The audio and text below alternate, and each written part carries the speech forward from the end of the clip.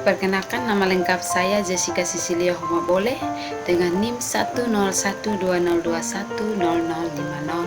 dari Prodi Pendidikan Agama Kristen kelas 2. Tujuan saya dalam membuat video ini adalah untuk memenuhi salah satu tugas UTS mata kuliah belajar dan pembelajaran yang diampu oleh dosen TCD Koro MPD.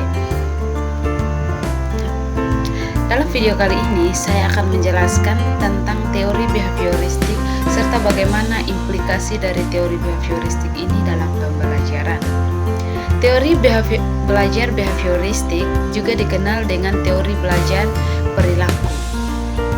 Karena analisis yang dilakukan pada perilaku yang tampak dan dapat diukur, dilukiskan, dan diramalkan. Belajar merupakan perubahan tingkah laku manusia yang disebabkan karena pengaruh lingkungannya.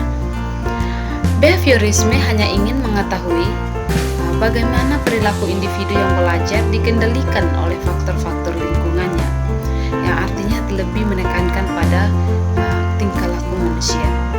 Teori ini memandang individu sebagai makhluk reaktif yang memberi respon akan pengalaman tersebut, akan membentuk perilaku individu yang belajar.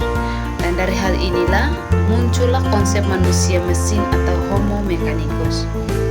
Behavioristik ini juga memandang bahwa belajar ini merupakan perubahan tingkah laku sebagai akibat dari adanya interaksi antar stimulus dan respon, sehingga dapat kita ketahui bersama bahwa belajar merupakan bentuk dari salah satu perubahan yang dialami peserta didik dalam hal kemampuannya untuk bertingkah laku dengan cara yang baru.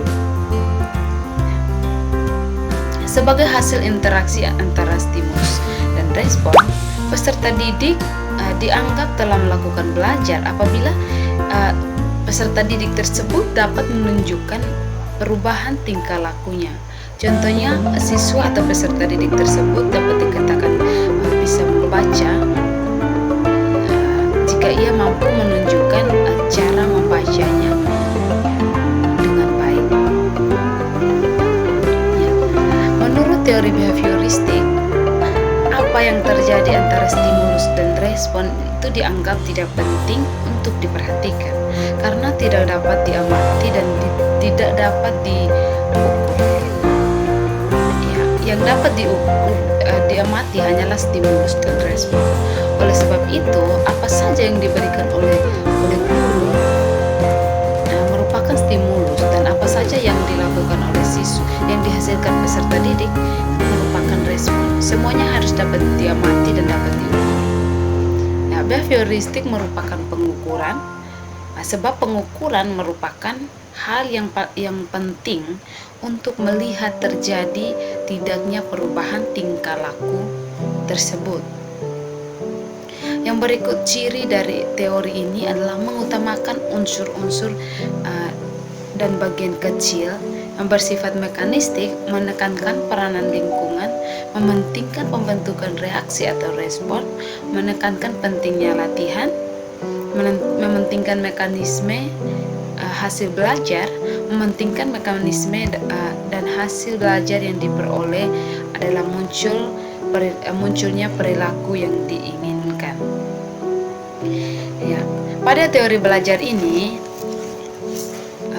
sering disebut stimulus respon psikologis. Artinya bahwa tingkah laku manusia dikendalikan oleh ganjaran atau reward dan penguatan reinforcement dari lingkungan. Dan kemudian, lalu bagaimana implikasi teori behavioristik ini dalam pembelajaran?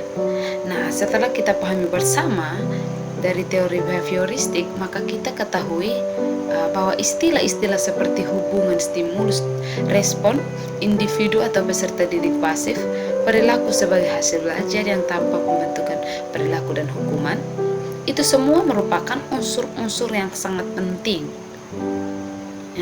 Teori ini hingga sekarang masih mendominasi praktek pembelajaran di Indonesia. Hal ini tampak dengan jelas pada penyelenggaraan pembelajaran dari tingkat yang paling dini seperti kelompok bermain, taman kanak-kanak, sekolah dasar, sekolah menengah, bahkan sampai perguruan tinggi sekalipun. Pembentukan perilaku dengan cara pembiasaan disertai dengan hukuman atau reinforcement masih sering dilakukan. Nah, implikasi dari teori behavioristik dan pembelajaran ini tergantung dari beberapa hal. Yang pertama ada tujuan pembelajaran, kemudian sifat materi pelajaran, yang ketiga karakteristik peserta didik, 4 media fasilitas pembelajaran yang tersedia. Ya, pembelajaran yang dirancang dan dilaksanakan berpisah pada teori behavioristik memandang bahwa pengetahuan adalah objektif, pasif, tetap tidak berubah.